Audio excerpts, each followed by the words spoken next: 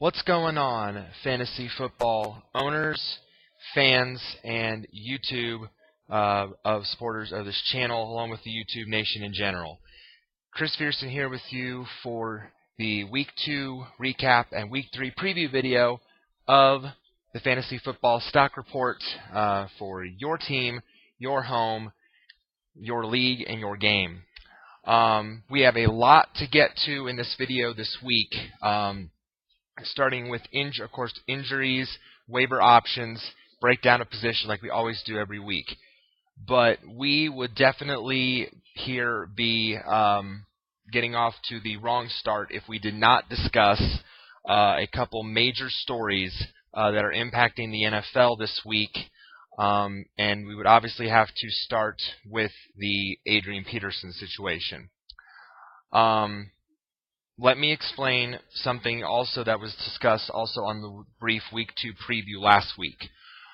We did not really know the details of the Peterson case at the time that we recorded that video. The stuff had just started coming out. More details had come out on Friday. Is really when this whole thing started, and we had all expected Peterson to play that week. But then came the allegations of child abuse against Peterson. So then came the pictures, the images, the details really started coming out. Peterson was then deactivated for the Week 2 game against New England. But then, in a shocking turn of events on Monday, the team announced that Peterson was reinstated and would actually play in the Week 3 game against the New Orleans Saints. I am an Adrian Peterson owner with my co-owners, our team. We own Adrian Peterson. He was our first-round draft pick. And I'm going to stay on here for the record. I'm not saying this for show. I'm not saying this to sound haughty or arrogant. I'm not saying it for any other reason other than that would be the truth. I personally would not have felt comfortable starting Adrian Peterson in my lineup on Sunday were he active. Just bar none, period. I'm looking you guys right in the eyes. I would not have felt comfortable playing him. This case and every case that has gone on in the NFL, whether it's Adrian Peterson, whether it's Ray Rice, whether it's the drug suspensions and now the new drug policy that has reinstated some players, including Wes Welker, it goes far beyond fantasy football, okay? And we as fantasy owners, at least in my personal opinion, cannot put fantasy football above the off-the-field stuff that is happening in the NFL. I personally, if Ray Rice were on my team, and I saw that video that came out, I would not have felt comfortable playing him. If he were active when he got suspended, he would have been off my roster. I would not have felt comfortable putting him in a role on my team, period. I would not have felt comfortable at all. So that's why I started when I heard immediately that Peterson was in the situation, I immediately went to the waiver wire and started putting in running backs for moves, because I would not have felt comfortable if he were still active and had the Vikings not reversed course today and made the decision that Peterson was put on the exempt, not suspended, but on the exempt commissioner approval list, which is very rarely used, by the way, which means that he is away from team activities until this legal situation sorts out. So basically he's like on the disabled list, basically, like on a special kind of disabled list. So I still, if it were Ray Rice or Peterson, anybody, I would not have felt comfortable. That's why I started going for running backs. So I picked up Donald Brown off waivers. I picked up some other guys. I picked up McKinnon from the Vikings, his backup. I wanted Matt Asiata, but I'm going to say right here that I feel that McKinnon's a better player. We'll talk about that too. But the bottom line is, the point is, I personally would not have felt comfortable playing Adrian Peterson were he active, period. I would not have felt right. It wouldn't have felt right to me. Yes, fantasy football is fun, and it's fun to play, and you can be competitive in it, but it's a game. It is a game nonetheless, and this stuff going on is part of life, and it is bigger than anything that is on the field or off it in terms of this game that we play. So I just wanted to put that out there and say that as a Peterson owner, so obviously I know now I can't use him for who knows how long. I had briefly lost Welker due to the suspension. I've got him back now that he is officially reinstated. And I'm okay with that because that was the NFL. That's their policy. They've changed it. I'm okay with that. But I was not okay with the situation that was made here. There have just been a lot of questionable and controversial decisions that the NFL has made lately, whether it's made by Roger Goodell, whether it's made by the Vikings, whoever, in these situations. And it's something we have to monitor closely all the time. But I just would not have felt right in that situation to play him. So just wanted to put that out there. I felt like I had to address it here in the open because to me it's important. So going forward, if you were a Peterson owner like myself, you're obviously now scrambling. There's a lot of people today, this week, scrambling to the waiver wire because of the AP situation, because of injuries, because of a lot of different situations that are out there. So we have a lot to get to in this video this week. So this is going to be a pretty loaded video, unlike the video last week where we had to kind of cram everything together. I'm going to try to spend a little more time on these different situations with you guys so that you can really be prepared for this week and going forward as well. I hope you also like the new mic. I tested out this headset, and hopefully the audio quality is a lot better. I think the mic on my webcam was just kind of starting to wear out a bit. I have had this webcam for a while. The camera works fine, as you guys can probably tell. But I just think I needed an upgrade with the microphone, so hopefully this one will work better in the long term. So with that being said, now that we've got that out of the way, and I feel like I just had to address that in the open, we'll go ahead and start as we always do with on a week-by-week basis. We go position by position. And again, we have a lot to dissect for this week 3, so let's get right into it. Starting with the quarterback position this past week, and looking ahead to these going forward.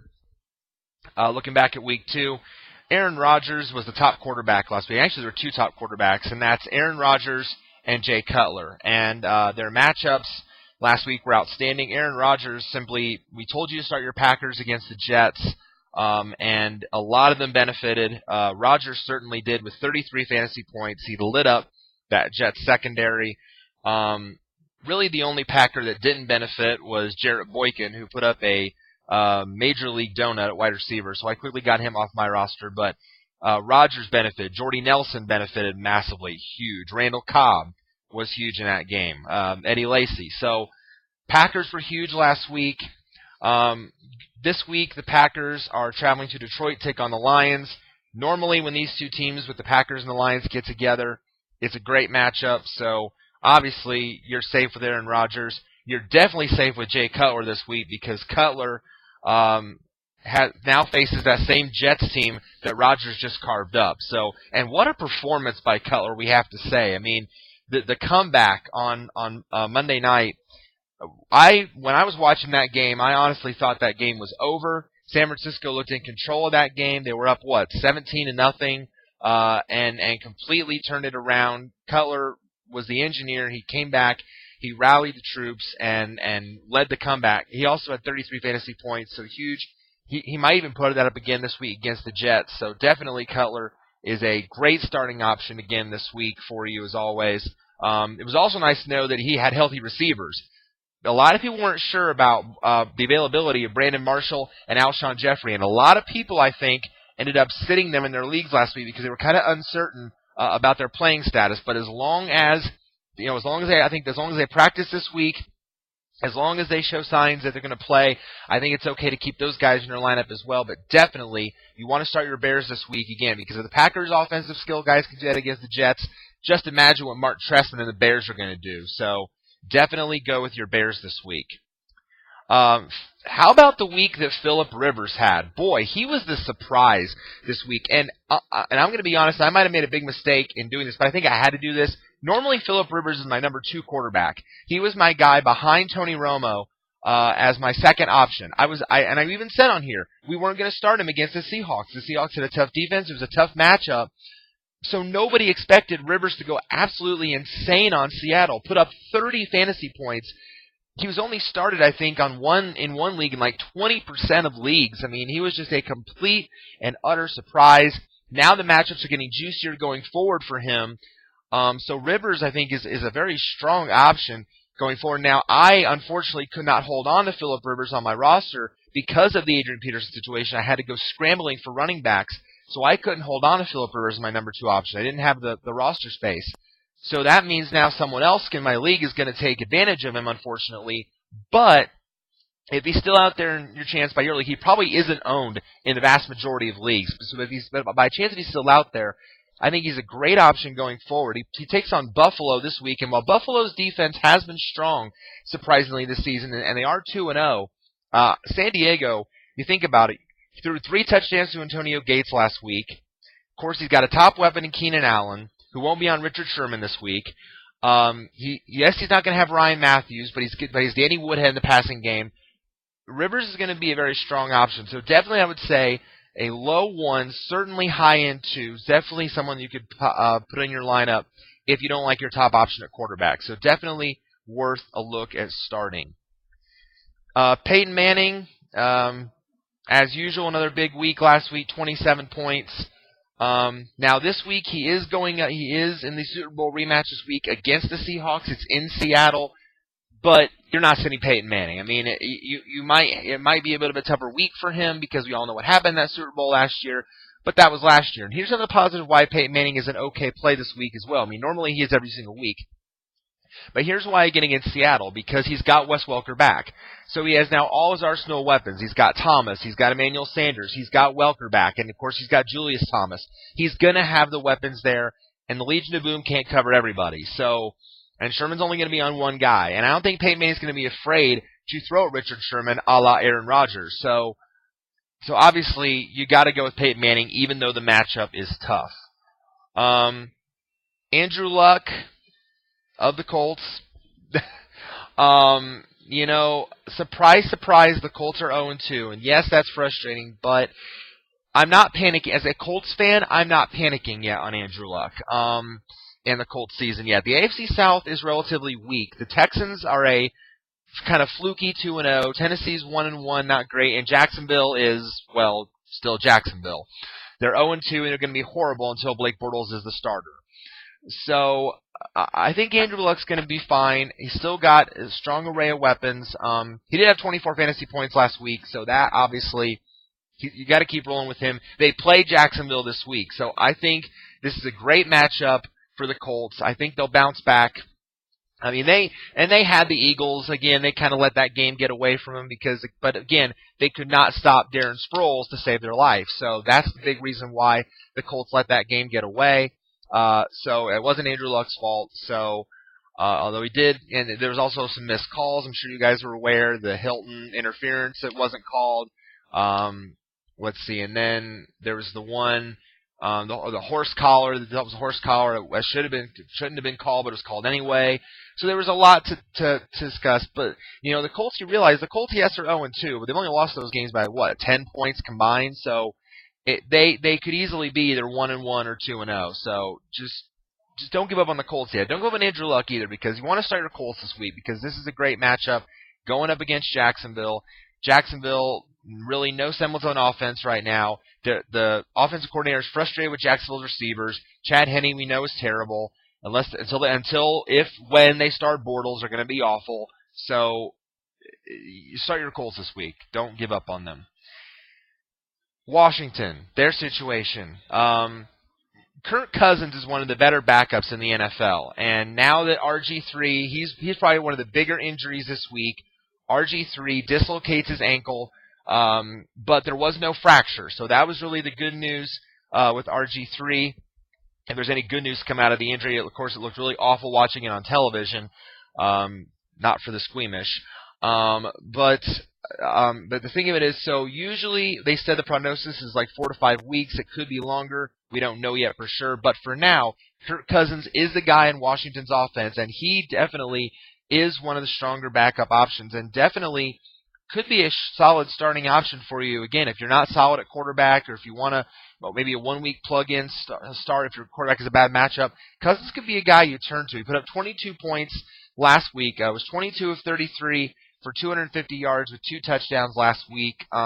He's going up against the Eagles this week, and again, the Eagles defense, nothing to ride home about. If the Colts could put up big numbers on them last week, heck, Jacksonville, even in the first half, put up numbers on the Eagles. So this is a great matchup for Cousins this week. I really like him as a spot starting option for you if you're desperate. I think he's going to do a great job leading that offense while RG3 is out. In fact, a lot of people were saying that Cousins many people wanted Cousins to be the starter over RG3 because of the fact, RG3 can't slide. He runs too much. He's an injury waiting to happen. Case in point. So this, I think, was kind of inevitable anyway. So I think he's a solid option. I think going forward, as long as RG3 is out, he could be a very good option for your team and a good matchup this week. Russell Wilson of Seattle had a good week, 21 points last week. Normally, when it comes to fantasy, we don't see really Russell Wilson as a strong fantasy option because we kind of think him more, yes, he's a good game manager, but he didn't put up good real-life numbers. Well, last week, 17 to 25, 202 yards with 2 touchdowns. So another great, and going up against Denver this week, that could be a very entertaining game. I think now the fact that Denver's defense is revamped, I don't think we're going to see the blowout that we saw in the Super Bowl last year where it was 43-8. I don't think we're going to see that this time around. I think it's going to be a better overall game, as a whole. And I think Wilson definitely is a solid start this week as well. Cam Newton surprised me. I'm not going to lie. Cam Newton, first game back from the rib injury, but did quite well, 22 of 34, 281 yards with a score. Also ran the ball 4 times for 19 yards, 20 fantasy points. So a solid week for Cam Newton. Clearly no sign of the rib injury. Clearly back at full strength this week. And he's got a dream matchup this week. Going up against Pittsburgh. Pittsburgh's defense is an absolute mess. They got simply destroyed by Baltimore last week. He now has a solid receiving target in Kelvin Benjamin there in Carolina. Of course, you still got Greg Olsen at tight end. Even if D'Angelo Williams is out this week, you still got Jonathan Stewart in the backfield. So Cam Newton definitely has a great matchup this week. I would definitely say start Cam Newton this week. I think you will reap the benefits, again, for Mr. Newton this week as well. Geno Smith of the Jets had a surprising week last week, had 19 fantasy points. I don't know what I did there, but I did something. 19 points for Geno, went 16 of 32 last week for 176 yards and a score. He's available, I think, in a lot of leagues as well. But going up against the Bears this week, I wouldn't recommend him as anything more than a number 2. I don't think you're going to see those high numbers on a week-by-week basis. He's in no danger of losing the starting job in the Jets, obviously, right now. He's still playing well enough not to lose the job to Michael Vick. But going up against the Bears, not so sure. I think there's better options out there than Geno Smith. Now, Nick Foles this week. Obviously, Nick Foles has done really well all season long. He's got a lot of weapons in the Philly offense as well. Obviously, with Sproles in the backfield, Riley Cooper, Jordan Matthews, the rookie out of Vanderbilt. A lot of weapons in the Philly offense. He had 19 points against the Colts last week, 21 of 37, 331 yards with a score. Also ran the ball 4 times for 22. That's surprising coming from Nick Foles because you don't think Nick Foles is much of a runner. But this week going up against Washington, I love that matchup. Another great matchup for Nick Foles. I think you can roll with him this week. Obviously, Drew Brees, another big week for him. 27 of 40, 237, 2 scores. Definitely you can go with him against Minnesota. Eli Manning, surprisingly, had 19 points last week. 26 of 39, 277, 2 touchdowns. Now, you wish that the picks wouldn't be there. 2 interceptions. But again, he's a free agent in my league. He's probably not owned now at this point in a lot of leagues. And he's going up against Houston this week. That's a real tough matchup, again, with that Houston defense as strong as they are. I wouldn't recommend Eli this week.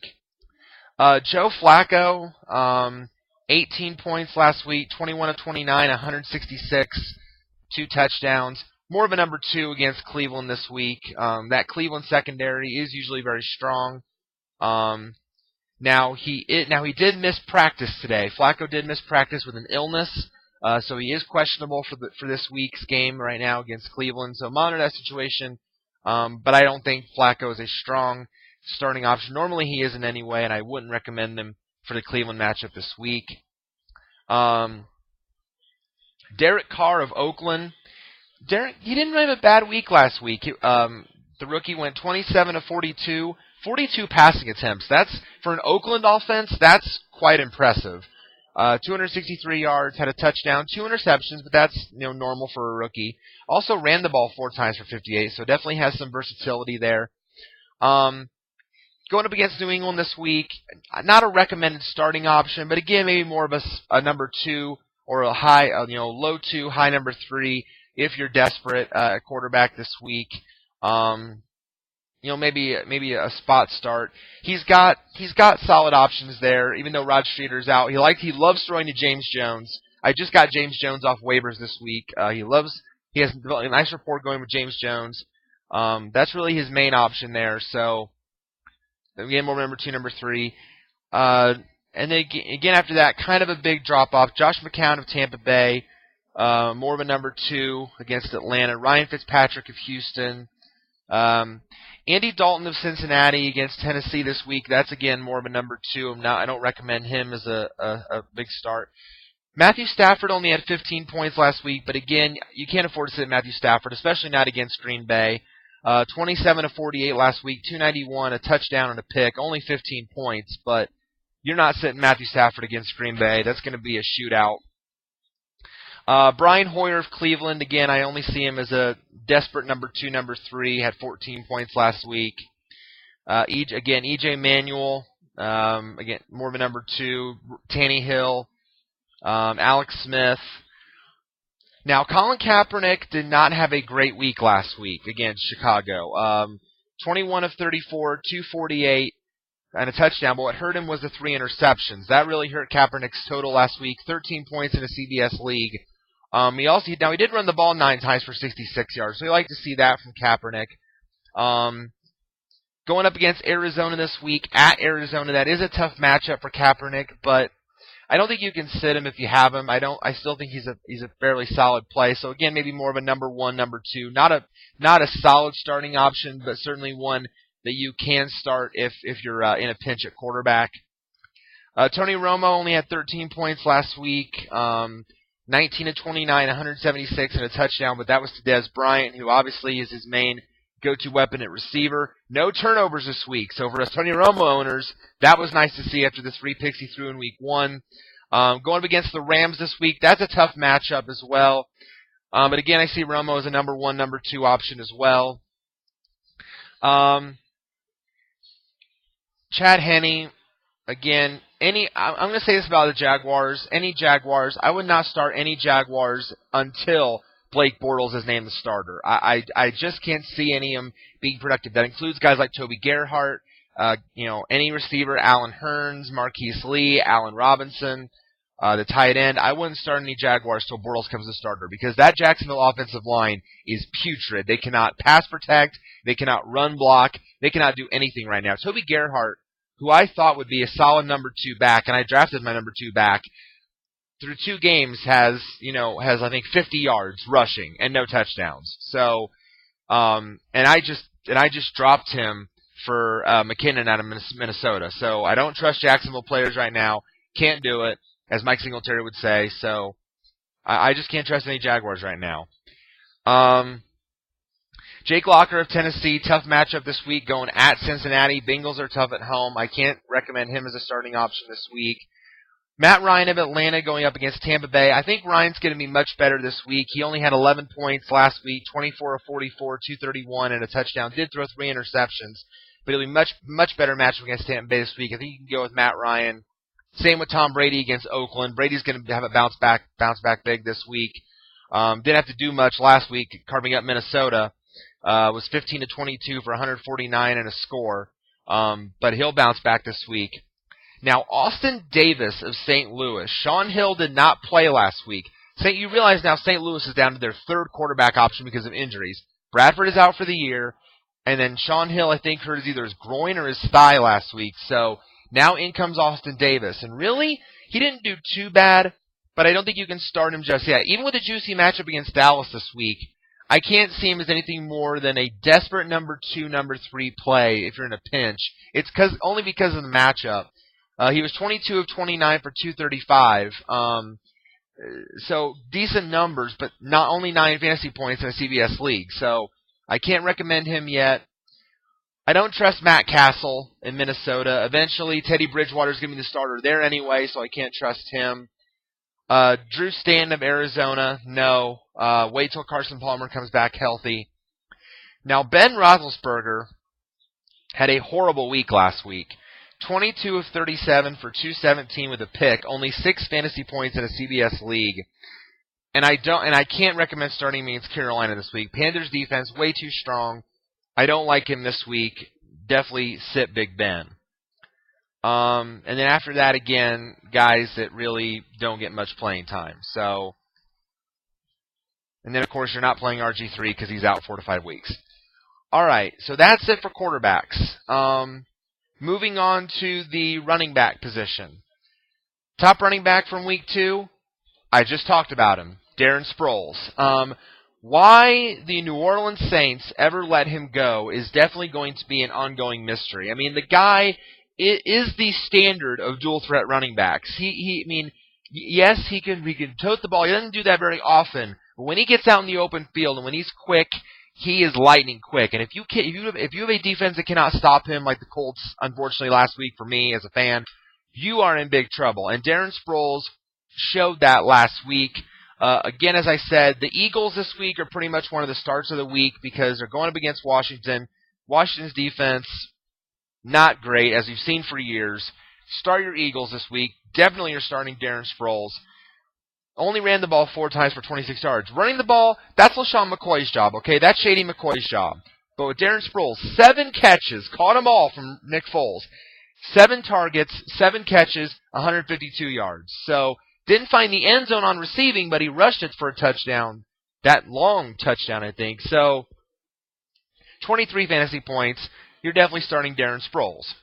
You're definitely starting Gio Bernard of Cincinnati. The Bengals play better at home, and they're at home again this week against Tennessee. Bernard last week, 27 carries for 90 yards and a score. Also caught the ball 5 times for 79 yards. He is starting to get work out of the backfield. I love seeing that from Gio Bernard. And you're definitely starting him this week against the Titans. Ahmad Bradshaw. I'm going to say it right here, right now. He is the Colt running back to own. He is the Colt running back to start this week against the Jacksonville Jaguars. Trent Richardson, I will say it right here, right now, again as well, is a complete bust. Okay? He is a complete and utter B-U-S-T bustage. Cha-ching! Sell on Trent Richardson right away. As Colin Cowherd would say, he's a grease fire. As Keith Olbermann would say, he is a dumpster fire. Okay? Complete and utter garbage. Ahmad Bradshaw is the Colt you want to own. And he, I think, is just going to carve up the Jaguars this week. Last week, 13 carries for 70 yards rushing. Oh, by the way, he also caught all 5 of his targets from Andrew Luck for 26 yards and 2 touchdowns, 21 fantasy points. He is the Colt to play. He is the Colt to own. He is the Colt to start moving forward. Trent Richardson, either put him on your bench and let him ride or get him off your rosters. He's done. Now in Kansas City, another big injury news. Jamal Charles, high ankle sprain. So in all likelihood, that means he's going to be out for at least a couple weeks, at least for the foreseeable future. In comes Niall Davis, who again is one of the better backups in the league at running back. 22 carries for 79 yards last week on the ground and 2 touchdowns. Also caught 6 of his 9 targets for 26 yards, 21 fantasy points. Niall Davis is definitely a strong 1-2 starting option going forward. Decent matchup this week against Miami. Can put up the yardage. Knile Davis is definitely a guy you want either, if you haven't put in your waivers yet, if he's out there on waivers, you want to get him. He's definitely one of the popular running back guys now picked up this week. You definitely want him on your roster as long as Jamal Charles is out. He will be the back to have in Kansas City. Alfred Morris of Washington, another great week for Alf last week. 20 fantasy points, 22 carries, 85 yards, 2 touchdowns. This week going up against Philly. Again, the Philly defense not great. Alfred Morris is a solid number 1 start this week. DeMarco Murray really rode the Dallas offense last week. That's why kind of Tony Romo had a bad game, because he didn't have to do much last week, because DeMarco Murray was the man on the ground last week that really did it for the Dallas Cowboys. 29 carries for 167 yards and a score. He also had a catch. Now, he also lost a fumble, but the numbers made up for it. 20 fantasy points. I used DeMarco Murray on Madden 15 with Dallas, and I had about that probably when I played with Dallas against Buffalo. When I beat him 26-7, I think Murray had like 29 carries, had about like 115, 120 yards. So that was not exactly what he did last week, but still, if you can trust a guy like DeMarco Murray to get yards, that's what can happen. So he was the main reason. Now the Rams, that matchup's going to be tough because that Rams front 7 is very, very strong, and they're getting better all the time. So it's a little bit tougher matchup, but I still think you have to start DeMarco Murray this week. I wouldn't sit him even with the tough matchup. Arian Foster of Houston, obviously, as long as he is healthy, he's a must-start option this week, again, going up against the Giants. Now, he was limited in practice today due to a hamstring injury, and hamstring injuries usually are a bugaboo when it comes to running backs and wide receivers. They take a little bit longer time to heal. So he is right now listed as questionable this week for the Giants, but as long as Foster, so you want to monitor that situation. If you own Arian Foster, you want to monitor that situation, see what goes on there with him. But as long as he is healthy, he is a great start for this week's game against the Giants. Last week, again, 28 carries, 138 yards with a score. He's the workhorse in that backfield. If Foster could not go this week, then probably the guy that is going to get the benefit likely is Alfred Blue in that backfield. He's been getting more work as long as Foster's been out, so just keep an eye on that situation going forward. Tampa Bay's backfield situation. Doug Martin did not play last week because of a knee injury. And Bobby Rainey, who we have seen in the past step in when Doug Martin has been hurt, had another great week this past week. 22 carries, 144 yards, also had 3 catches for 30 yards, 17 fantasy points for Bobby Rainey. So a huge week for him. Now, there's still a lot of uncertainty as to what Doug Martin's status is for this week. So for that reason alone, a lot of people aren't suggesting Bobby Rainey should be an immediate pickup for you because there's still a lot of uncertainty whether or not Martin plays. So I think a lot of people jumped on Rainey thinking he's going to play this week, and knee injuries again, kind of a bugaboo for running backs, take their time to heal. So just monitor that throughout the week. Whoever gets the start against Atlanta, whether it's Martin or whether it's Bobby Rainey, I think is an excellent starting option this week. The Falcons' defense has been carved up in the first couple weeks of the season, so I think whoever starts at running back for Tampa Bay is a solid option for this week. Stevan Ridley of New England is coming off a big week last week. 25 carries, 101 yards with a touchdown, 16 fantasy points. Your Patriots are definitely starting this week again against the Raiders. That's Brady, that's Ridley, that's Shane Vereen, that's Edelman, Gronk. Not Danny Amendola, obviously, because Amendola is not a trusted receiver. Maybe you can get away with starting Aaron Dobson or Kenbrell Tompkins if they're healthy as a number 3, number 4 receiver. But other than that, you're starting the main skill guys that you use on a weekly basis. And you're definitely starting the Patriots defense against that rookie Derek Carr.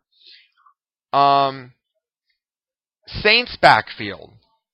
Now, Mark Ingram last week had a great week.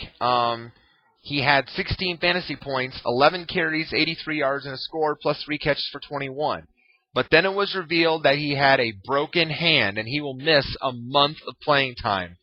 So immediately, obviously, Pierre Thomas now becomes a must-start option every single week, because now he's going to get the bulk of the work. But now who's going to get the passing down work?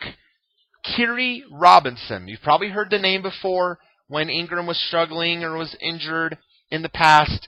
He's the one now that's going to get a lot of the work at the goal line, the passing downs out of the backfield. He now becomes a guy that's going to have to be owned in a majority of leagues as well. Going up against Minnesota, well, the Vikings just got carved up by the Patriots. So Pierre Thomas obviously is a must-start option this week. And Khiry Robinson, I think, is definitely a strong number 2 or even a flex play this week, especially in PPR leagues. I think definitely you look at Khiry Robinson as a guy you can put into your lineup this week as well. Shady McCoy, obviously, again, your Eagles, start them. Obviously, Sproles and McCoy had a great week last week. You're starting them against Washington. Now, Jeremy Hill of Cincinnati. Now, yes, Gio Bernard is the main back in Cincinnati, and he's obviously your must-start guy every single week. But Jeremy Hill is starting to form a really nice 1-2 tandem in Cincinnati. The rookie out of LSU had 15 carries for 74 yards and a touchdown last week. Also caught both of his targets for 22 yards, 15 fantasy points. Now, I wouldn't say he's a must-start against Tennessee because, again, Bernard is obviously the guy you want to have in your lineup. But, again, if your league has a flex option, or you start 3 running backs, or maybe even a PPR league, I think you can look at Jeremy Hill as somebody that could be very valuable to your lineup. He's certainly getting now more work in Cincinnati, and head coach Marvin Lewis said that he would start getting Hill more involved in the offense as the season went on. And it looks like now he's starting to show what he can do. So I think Jeremy Hill is a very safe play going forward, at least in the right matchup. Certainly, I think this week, number 2, number 3, definitely could use him as a flex. Definitely use him in PPR leagues. Same goes for Terrence West in Cleveland. I honestly thought that Terrence West should have been the starter in Cleveland right away. I didn't think Ben Tate could hold on to the starting job that long. Surprise, surprise, he gets injured again. So now Terrence West becomes the guy that takes over, and last week had a very strong week. 19 carries for 68 yards and a touchdown. Also caught 2 passes for 22 yards. Now, the matchup, though, is really tough this week, though, for Terrence West. So I wouldn't recommend him as a starting option this week because he's going up against that Baltimore defense that just shut down Pittsburgh. So maybe this week you don't start Terrence West, but you definitely can hold on to him on your bench this week. Going forward, definitely like him as a number 2, number 3 option, but I wouldn't recommend him as a start this week because of the tough matchup. But definitely, as long as I think he's going to be the guy sooner than later in the Cleveland backfield. I don't think Ben Tate is going to be the guy for the long term. Let's talk about the Minnesota backfield. Obviously, we talked about it in the intro with Adrian Peterson, now out indefinitely. Probably maybe even for the season. We don't know how long this thing's going to play itself out. Who do I think is going to be the better option going forward?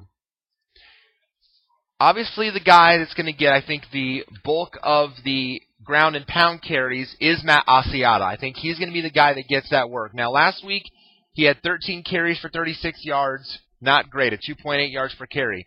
But he was targeted 7 times, caught 5 of them, 48 yards and a touchdown. So that was huge for Matt Asiata to develop his confidence in that role. So certainly, should Matt Asiata be owned in all leagues? Absolutely, yes, because he's going to get the majority of the touches.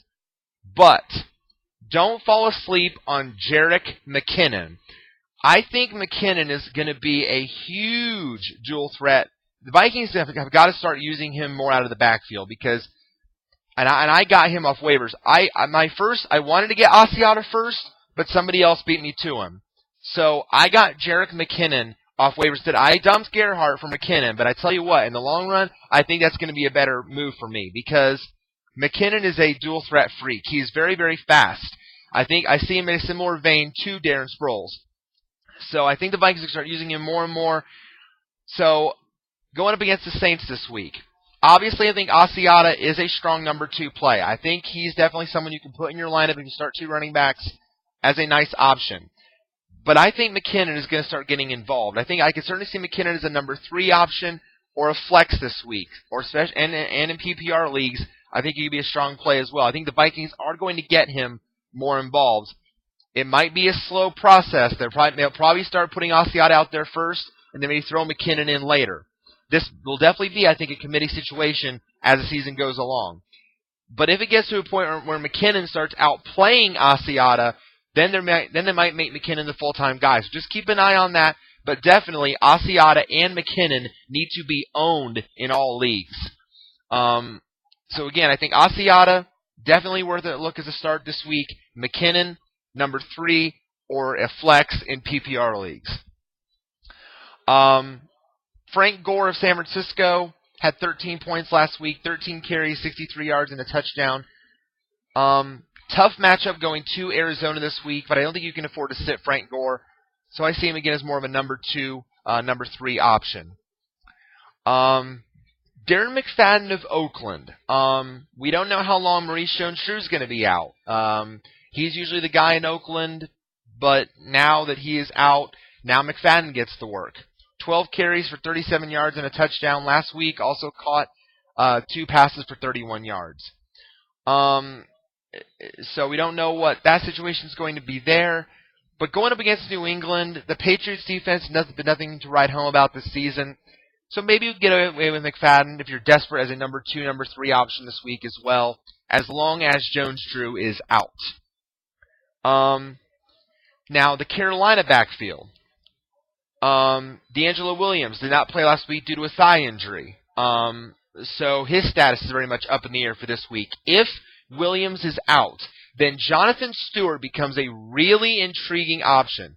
Because again, Panthers going up against the Steelers this week. You'll want to start your Panthers, Cam Newton, Kelvin Benjamin, Greg Olsen, Panthers DST. You'll want to start these guys against the Steelers. And Jonathan Stewart, if he's the one that ends up getting a start, great starting option for you this week. He had 11 points in Williams' absence last week, 15 carries, 37 yards, and a touchdown. Also caught a pass for 22 yards. So Stewart is definitely that dual threat back that can be strong for you. So I definitely think he's a great option for you as a low-end 1, high-end 2.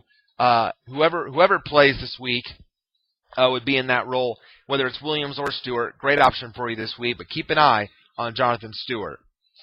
Zach Stacy of the Rams had 11 points last week, 19 carries for 71 yards with a touchdown. I think he's a great starting option this week. Again, that Dallas defense, at this point, any one that goes against Dallas is a great matchup, so I think you definitely can go with Zach Stacy this week.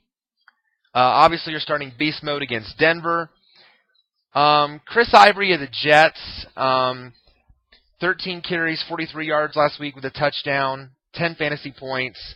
Normally, though, not a strong starting option. Yes, he is the main back in the Jets' backfield now that Chris Johnson has kind of been relegated to not so much of the work. Tough matchup, though, against Chicago this week.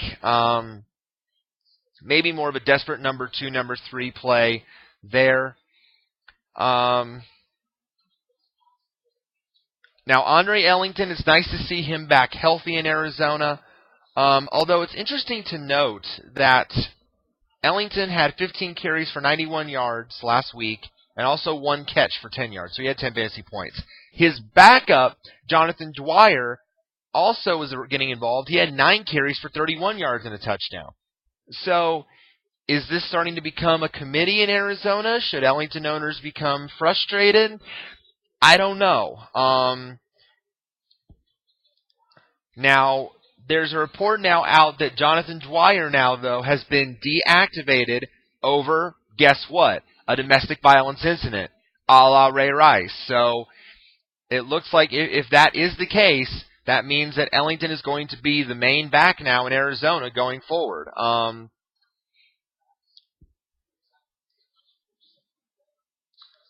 So Ellington looks to be healthy. The foot injury doesn't seem to be a concern anymore. And if this is the case, it means he's the guy now. So at this point, you're not picking up Jonathan Dwyer because if he is deactivated, which looks like it is the case, you're not picking him up off waiver. Ellington going up against San Francisco this week. If the Bears can carve up San Francisco the way that they did late, I think Ellington's a nice, strong at least number 2, high-end number 2 starting option for you. After that, it's a pretty big drop-off in terms of everyone else. I wouldn't start Le'Veon Bell against Carolina. Bernard Pierce of Baltimore going up against Cleveland. maybe, a low 2, high 3 this week. Monty Ball against Seattle, that's going to be really tough sledding. Even though Denver's defense, even though Denver has improved as a whole, that's going to be really tough. So I can't recommend Monty Ball as a must start this week. He did have 8 fantasy points last week, but I can't say he's a starting option this week because, again, going up against Seattle, just that's a bust alert. And after that, again, big drop-off. Rashad Jennings of the Giants against Houston, no. Now, Joique Bell of Detroit, I think, is a must-start this week. Last week, he was really tempered because Detroit was playing Carolina. He had 10 carries for 36 yards, but he did catch 6 of 11 targets for 61 yards. Now, this week, much better matchup going against Green Bay. That's going to be a shootout. I think Joique Bell, and I own Joique Bell, and I'm starting him this week because I think he's going to have a big bounce-back week. I think Joique Bell is a strong, low number 1, high number 2 option this week. I think he's a safe play. C.J. Spiller only had 6 points last week, 12 carries for 69 yards. Going up against San Diego, though, this week, I think he's a decent number 2 play. And then after that, again, a big drop-off. Ryan Matthews will be out for a month, sprained MCL, so you're sitting Ryan Matthews at this point. Eddie Lacy should bounce back this week. Again, you'll want to start your Packers as usual this week because that's going to be a shootout with Detroit. Lacy, 13 carries, 43 yards a week, but it was the first game back from the concussion, so don't worry about him. Danny Woodhead's going to obviously get a lot of work as well now that Matthews is out. Last week, DW had 8 carries for 32 yards. Actually led the Chargers in rushing. And 4 catches for 28. He's going to be more involved. Now, Donald Brown is the guy to own. I also got Donald Brown off waivers. So Donald Brown is the guy that you want to have if you're a Charger right now, but you're also going to have Woodhead involved. So either of those guys are good guys to own. Going up going up against Buffalo, kind of a tougher matchup, but I think Brown is definitely a strong number 2, number 3, or flex. Woodhead, of course, has great value in PPR leagues. So solid matchups either way. I said start Shane Vereen this week. Steven Jackson of Atlanta, only 11 carries for 46 yards last week. I really can't trust him, even to go up against Tampa Bay this week. I can't trust him going forward.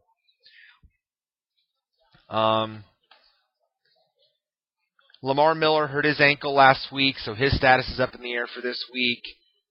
Sean Green, you can send him back to waivers. Tennessee's backfield is a joke. Bishop Sankey needs to be the starter there. Somebody needs to be the starter in Tennessee. One guy, they used 4 different people. Matt Forte only had 3 fantasy points last week, but he'll bounce back this week. San Francisco bottled him up. That's why Cutler had to throw. He'll bounce back this week. Start him against the Jets. Pierre Thomas only had 2 fantasy points last week, but again, now that Ingram's out, he'll be the main guy. Start him against Minnesota. Don't start Chris Johnson. Reggie Bush only had 2 points last week, but he'll bounce back. He's okay to play against Green Bay this week. And then I talked about Kerry Robinson. He'll be a strong option for you. And after that, no one worth of note.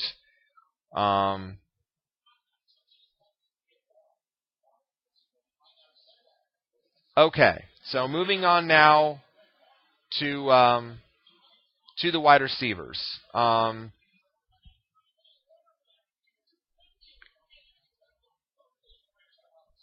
Top wide receiver last week.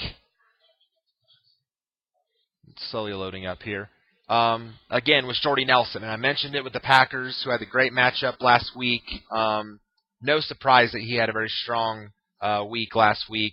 He just went off. Targeted 16 times, caught 9 of them, 209 yards with a touchdown, 26 fantasy points. You're definitely rolling with Jordy Nelson. You're definitely rolling with Randall Cobb. Those 2 should be in your lineups every single week. As long as Rodgers is a quarterback, as long as he's healthy, you can roll with them on a weekly basis. Brandon Marshall of Chicago, big week last week. Caught 5 of his 8 targets. Only had 48 yards, but had 3 touchdowns, including probably I think he had mostly all of them in the comeback win over San Francisco. Again, you're starting your Bears this week against the Jets. It's a given. Great matchup for them. I mentioned Randall Cobb. He was the number 3 receiver last week. Sammy Watkins of Buffalo had a awesome week last week, and I know, and the guy I was facing last week, even though I lost last week, and I guess that's the last time I call any of my opponents on this video, because I said, in your face, Riverdale Phantoms, or suck it, Riverdale Phantoms, is what I said. I got beat last week, just to throw it out there. I'm 1-1, so hopefully you guys are 2-0, because I need a bounce back week. I've lost key players, as I mentioned. But Sammy Watkins, the guy in my league, my opponent last week, sat Sammy Watkins on the bench, so my loss could have been a lot worse. But he actually caught 8 of his 11 targets for 117 yards and a touchdown. Seriously, who else did E.J. Manuel have to throw to in Buffalo? That's why the Bills traded up to get Sammy Watkins, because they needed a weapon, and Sammy Watkins is that weapon. So, going up against San Diego this week, I think Sammy Watkins is actually a really solid option. If you have no better options at receiver, if you're looking for at least a number 3 play, maybe even a low-end number 2, I think Sammy Watkins is a very strong play. If he's going to put up numbers like this going forward, then he is definitely a worthwhile option for you on your roster. Now, again, there might be some weeks where he's not good because, again, E.J. Manuel is his quarterback, but as long as he puts up numbers like that, I think he's definitely a worthwhile option. Now, Mohamed Sanu of Cincinnati is someone that's going to probably have a big week this week, because you think about it now, Cincinnati's receiving core is starting to become decimated. A.J. Green, we first thought it was turf toe. We come to find it's a ligament injury, but his status is uncertain for this week. Marvin Jones is out for the foreseeable future. So now in comes Mohamed Sanu. Get this, Sanu had 3 catches for 84 yards and a touchdown last week. That's huge in and of itself. But he also threw a pass for 50 yards. That's 2 extra points in a CBS league for a wide receiver. Can you believe that? That's how dynamic Mohamed Sanu is. So, going up against Tennessee this week, he now becomes obviously the main weapon in that offense. If Green and Jones are both out, Mohamed Sanu is at least, again, a number 2, number 3, I think, starting option for you this week. I think he's going to be a very huge option. Just monitor Green's status. It all depends on A.J. Green's status, because we know Jones is out. But it all depends on whether or not A.J. Green plays or not. So if Green plays, then you want to drop Sanu down a few notches, maybe even a number 3 or a flex. But if he starts, then I think he should definitely be in your lineup this week as a strong option. Dez Bryant is a no-brainer, obviously. Last week, he had a big bounce-back week, caught 10 of his 14 targets, 103 yards and a touchdown. Now, obviously, again, the Rams matchup is tough this week, but you're not sitting Dez Bryant. That's just a given. I mentioned James Jones of the Raiders. 9 catches on 14 targets last week, 112 yards and a touchdown. Clearly, he is Derek Carr's favorite target in Oakland. So again, I think more of a number 3 option. Not a must start, but if you're in a league like mine where you start 3 receivers, you could get away with starting James Jones as a number 3. I think I'm starting him this week, maybe as a number 3 option. Definitely a low end 4. New England, he might be on Revis Island, he might be on Darrelle Revis, so maybe he won't be put up great numbers this week, but clearly he's Derek Carr's elite target. So keep an eye on James Jones. If he's in your league, you might want to just take a chance on him. I mentioned Patriots. Julian Edelman had 14 points last week. You're definitely starting him against the Raiders. Julio Jones of the Falcons had 14 points last week. You're definitely going to go with him at home against Tampa Bay. Plays better at home anyway, indoors. Michael Crabtree of San Francisco, 7 catches last week, 82 yards and a touchdown. You definitely can go with him against Arizona, even though that Arizona secondary is tough. In Arizona, I think you can safely go with Crabtree as a starting option this week. Again, Demaryius Thomas, no-brainer. Eric Decker of the Jets found the end zone last week, which was surprising. 8 targets, but 4 catches, 63 yards, and a touchdown. And look, it's kind of in the same boat as Sammy Watkins in Buffalo or James Jones in Oakland. Who else is Geno Smith going to throw to? He doesn't have very many options outside of Eric Decker. So Eric Decker is the main option with that Jets offense. Going up against Chicago, though, that is a tough matchup this week. So again, I can't rate Decker as anything more than a low number 2, high number 3, but certainly, if you're desperate, you can maybe put him in. Now, Decker was also limited, and And actually, he suffered a hamstring injury last week as well. So you'll want to monitor that. He stretched out today, but he did not practice today. So you'll want to monitor Eric Decker's situation before you think of putting him in your lineup for this week's game. But if he does play, if he is healthy, I can't rate him as anything more than a low 2, high 3 option this week. Mike Wallace in Miami was targeted 8 times last week, caught 5 of them for 56 and a touchdown. Going up against the Chiefs this week, I think that's a good enough option where you can get away with starting Mike Wallace as maybe a strong number 3. Kansas City's defense is nothing to sneeze at anymore. They're not that strong. This Kansas City team is not the same as last year, clearly. Again, Ryan Tannehill doesn't have many options to throw to. Mike Wallace is his main guy. So I think you can definitely put in Mike Wallace if you're desperate as a number 3 option. Now, Jason Avant of Carolina. I mentioned that Kelvin Benjamin is the main guy in Carolina. Obviously, he is. He's obviously Cam Newton's number 1 target now. That's why they drafted him. But Jason Avant, interesting to note, was targeted 7 times last week, caught 5 of them for 54 yards and a touchdown. I wouldn't say he's one to add right away, but certainly one to scout going forward. Now, he has a great matchup against Pittsburgh this week. I think if you're in a league, again, where maybe you start a 4th wide receiver, or you use a flex at that position, maybe like a running back wide receiver flex, maybe you could sneak in Avant as a sneaky play this week. I think he's definitely a sleeper option for this week and going forward. Just monitor his targets, monitor his play going forward. I think he could certainly be an option that you could look at in the future. Now, Antonio Brown of Pittsburgh was targeted 12 times last week, caught 7 of them for 90 yards. He also ran 2 times for 10 yards, so he did have 10 fantasy points. Now, the matchup is tough this week with Carolina, so obviously you want to temper your expectations on Antonio Brown this week, but if you have him, I don't think you can afford to sit Antonio Brown, but I can only rate him as nothing more than a number 2, number 3 this week against Carolina because of the tough matchup. You're starting Jeremy Maclin this week. Again, start your Eagles this week against Washington.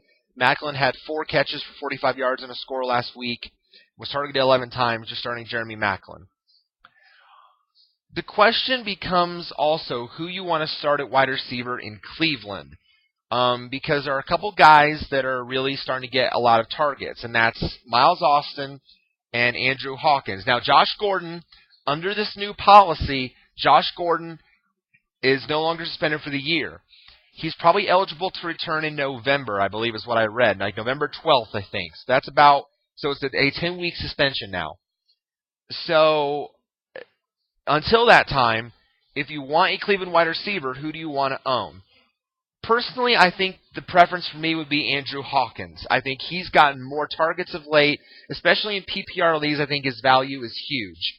I think you can start him in PPR leagues. In standard leagues, maybe more of a desperate number 3 play. Miles Austin I wouldn't recommend using. Miles Austin is very hit or miss, and I've seen that. It was the same case in Dallas. It was wherever he went, he was very hit or miss. So I don't recommend picking up Miles Austin if you want to own a Cleveland receiver until Josh Gordon comes back. Now, if Josh Gordon is somehow available in your league, at this point, you pick him up. I mean, you scoot with Josh Gordon. If you have a place on your bench, just stash him up until that time. I know it's a long time to hold a guy out, but if you have space to stash Josh Gordon in your league, I think you certainly do that going forward because he is going to be valuable in those last weeks of the season. Whoever's under center, and probably, maybe Johnny Manziel will be under center by then in Cleveland. We don't know, but he will be valuable going forward. Andrew Hawkins is the Cleveland receiver you want to have going forward, not Miles Austin. I mentioned Emmanuel Sanders of Denver. I think you can start the Denver receivers this week. Yes, the matchup with Seattle is tough, but again, can't cover them all. So I think, it's just going to be so hard to gauge who Richard Sherman's going to be on. It's going to be tough. Is it going to be on Welker? Is it going to be on Sanders? Is it going to be on Demaryius Thomas? He's probably going to be on Demaryius Thomas. If I was a guessing man, I'd say he's going to be on Demaryius Thomas, but you can't sit Demaryius Thomas. I mean, come on. So you could definitely, I think you'll start. So Welker will get benefit. Emmanuel Sanders will get benefit, I think. Julius Thomas will obviously get benefit. So I think Sanders is the guy you can start this week. Now, Ruben Randall of the Giants. I ditched this guy last week. I ditched Ruben Randle because he put up a donut last week. This past week was targeted 7 times, 4 catches for 39 yards and a score. So he had 9 points. Yay! Good for you. I just don't trust the Giants' offense right now. It's kind of like the Jaguars. I can't trust them right now until there is some continuity, some consistency, where Eli doesn't throw picks, where he's getting better. So I can't trust Ruben Randle right now. I wouldn't put him as anything past a low number 3, high number 4 at this point, because he's only used as a red zone guy. So he's going to be very fluky, very hit or miss. So I can't trust him right now. Calvin Johnson only had 8 fantasy points last week, but you're not sitting him against Green Bay. He was targeted 13 times. He caught 6 for 83. You can't sit Calvin Johnson. I don't think you should sit DeAndre Hopkins of Houston this week. Again, going up against the Giants. It's a dream matchup. DeAndre Hopkins is benefiting very much in this Houston offense. Even with Andre Johnson still there, Hopkins is a great second option. 3 catches for 22 yards last week and a touchdown.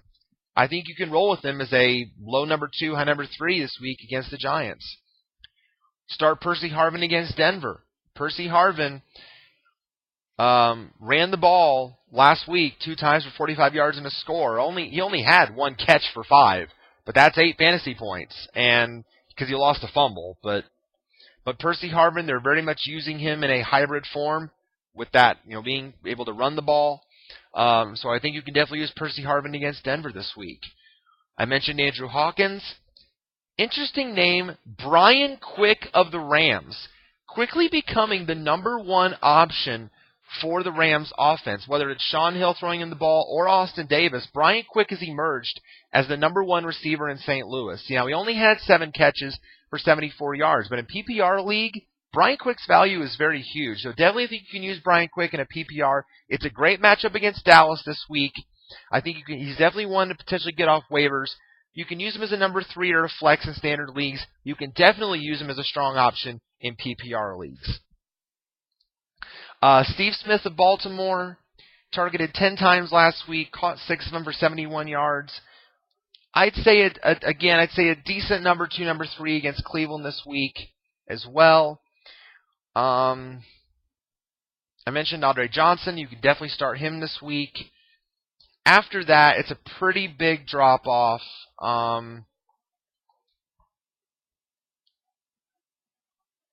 Now, T.Y. Hilton, who I own, he was limited in practice this week, today with a groin injury. Right now, he is listed as questionable for the Jacksonville game this week.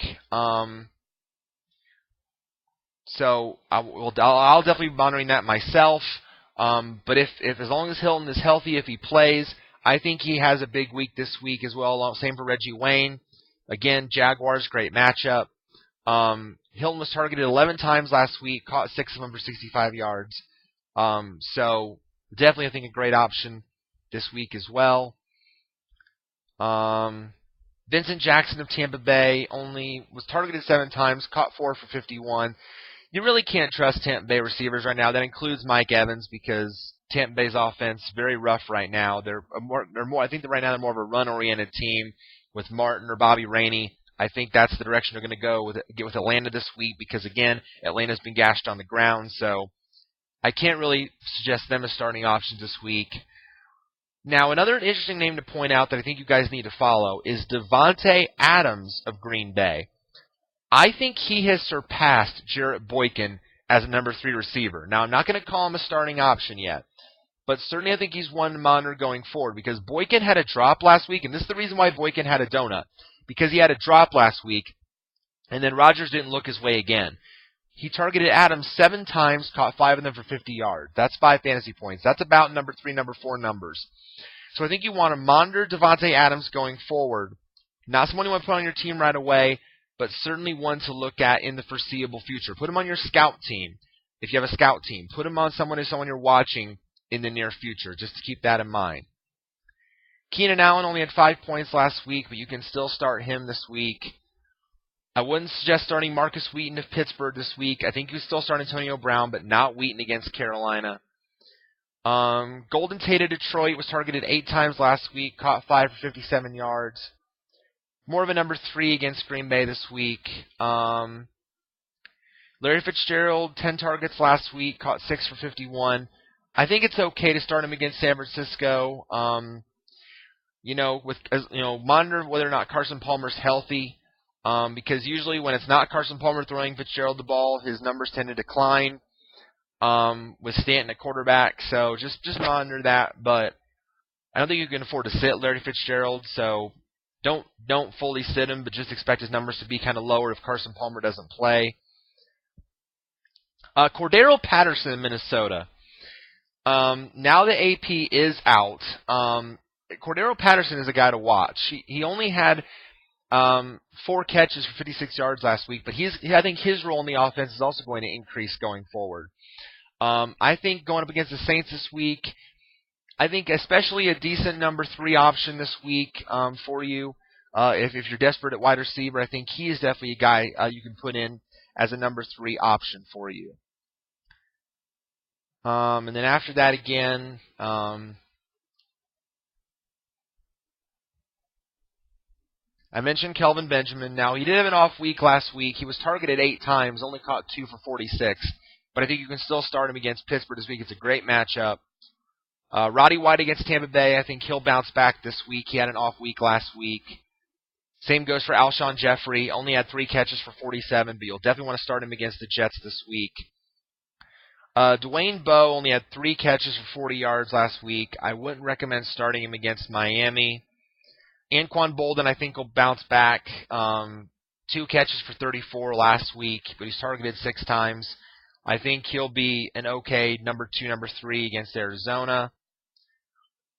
And after that, it's a drop-off where I wouldn't recommend starting really any of these other guys below that. Now, Reggie Wayne against Jacksonville, I think, is an okay. I think he'll bounce back. He only had 3 catches for 28 last week. I think he's an okay play. And yeah, after that, it drops off, so I wouldn't recommend really starting any of the other guys below him. So moving on now to tight ends for the week.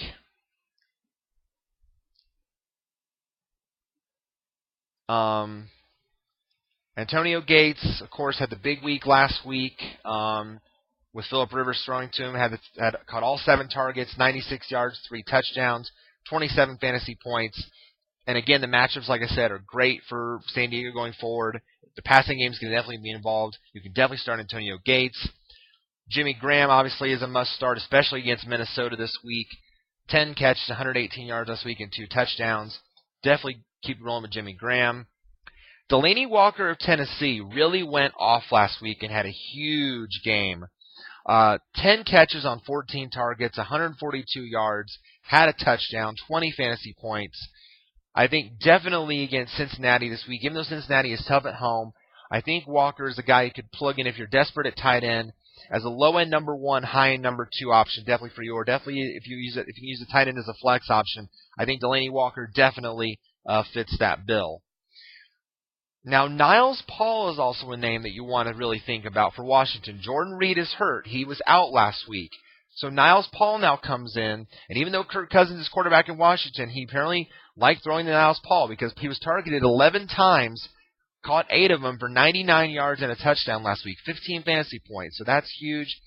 Going up against Philly this week, it's a great matchup for him. I definitely could see Niles Paul as a sleeper start, maybe even if you start 2 tight ends, definitely a number 2 tight end option.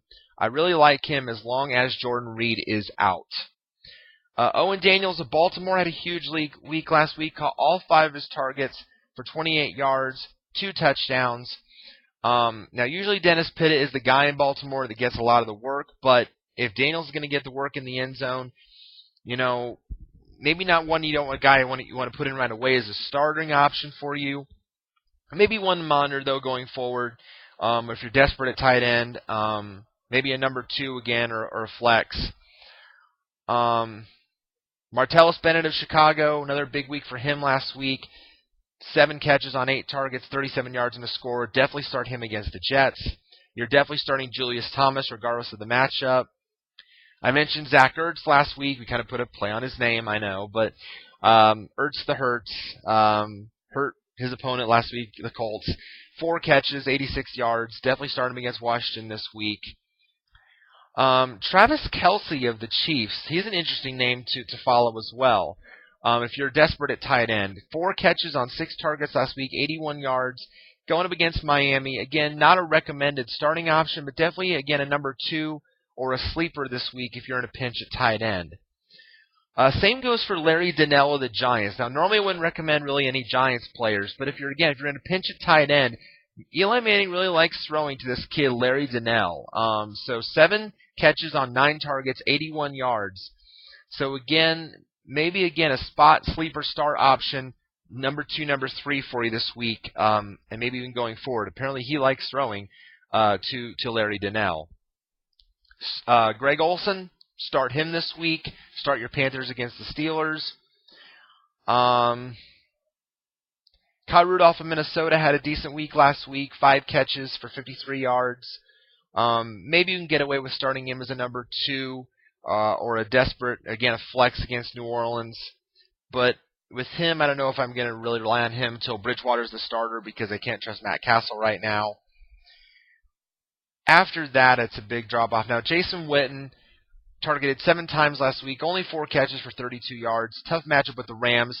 Can't recommend him as a guaranteed start, but if you can't really find anyone else to put in as a fill-in for him, you might be stuck starting Jason Witten. Normally pretty reliable. Charles Clay in Miami had the big week last week. Fell off a little bit this week. Was still targeted 8 times, but only caught 7 passes for 31 yards. So again, more of a number 2 option against Kansas City this week. Gronk only had 4 catches for 32 yards last week, but you're not sitting Gronk. You're starting him against Oakland. Now, Vernon Davis caught all 3 of his targets for 39 yards last week, but he left the game last week with an ankle injury. He was unable to practice today, so you'll definitely want to monitor that situation going forward with Vernon Davis. If you don't have him this week, there's a lot of options out there, potentially on the wire for you, or if you have a second tight end in a pinch, that could fill in for you this week. If you don't have Vernon Davis, again, maybe someone like an Owen Daniels or a Travis Kelce or a Larry Donnell that you could pull off the wire if Vernon Davis is unavailable. Just monitor that situation going forward. Other than that, no other real big names. No one that I would recommend starting this week either. For this week in the foreseeable future.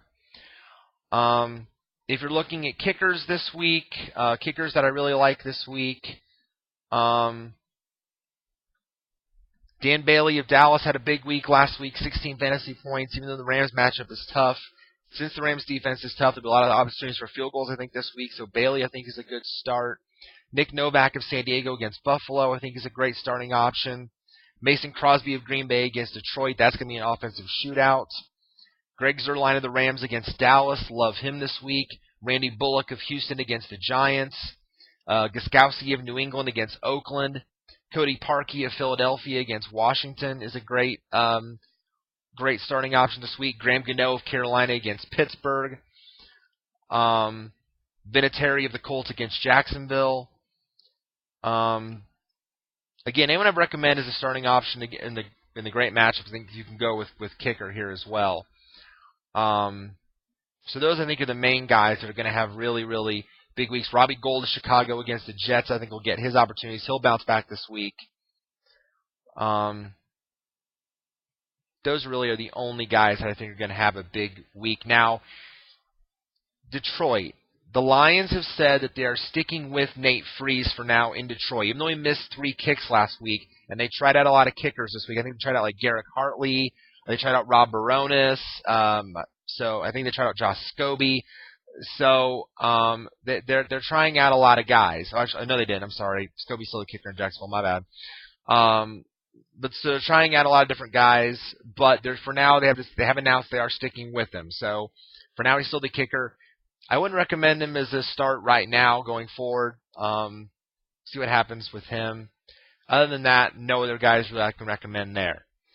Now, if you are a person that likes to stream defenses, if you like to play them on a week-by-week basis, Patriots defense against Oakland this week is a great starting option. Obviously, they probably own them in a lot of leagues, but they're a great option, obviously, for this week.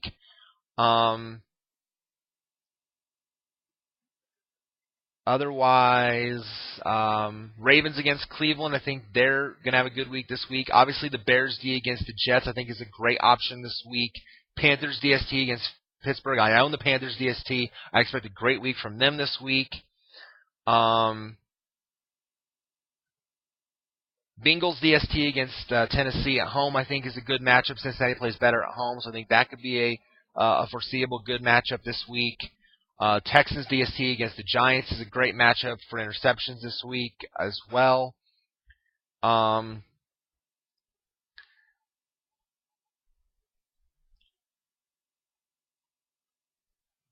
other than that, I don't see a whole lot of great options this week. Maybe you can get away with the Saints DST against Minnesota just because Minnesota is going to rely on the pass more. Maybe you can get away with them as a sleeper, but or a desperate play, but I'm not recommending them. Now, Colts DST against Jacksonville certainly I think is a sleeper option as well. I think they could be one you could plug and play as well. And that's pretty much it. Otherwise, go with what you've got. All right, guys, that is it for the FFSR this week for the Week 3 preview. Again, I want to thank you guys so much for your follows, all your subscribers, all you guys that watch on a weekly basis. Thank you for supporting the show. As always, now I'm going to be off work for the next 3 days, so I will have a lot of time over this time to answer any questions, comments. If you guys have any advice for your lineups, guys, who to start, who to sit. If you're in a pickle at that, or guys, if you're looking at waiver situations, I will check my Gmail every single day. I get notifications through Gmail, so if you guys shoot me a comment on the YouTube, it will go right to my Gmail. So please feel free to do that as well, and I will try to get to those as soon as I can. Thank you guys again. Good luck this week in Week 3. I hope you guys continue to pile up victories in your league. I hope I can bounce back with one this week after the horrible week that I had last week. As well. So again, thank you guys. God bless. Enjoy the games this weekend. And we'll tune in again next week for another edition of the FFSR for your team, your game, your league, and your home. Thanks, guys. Take care.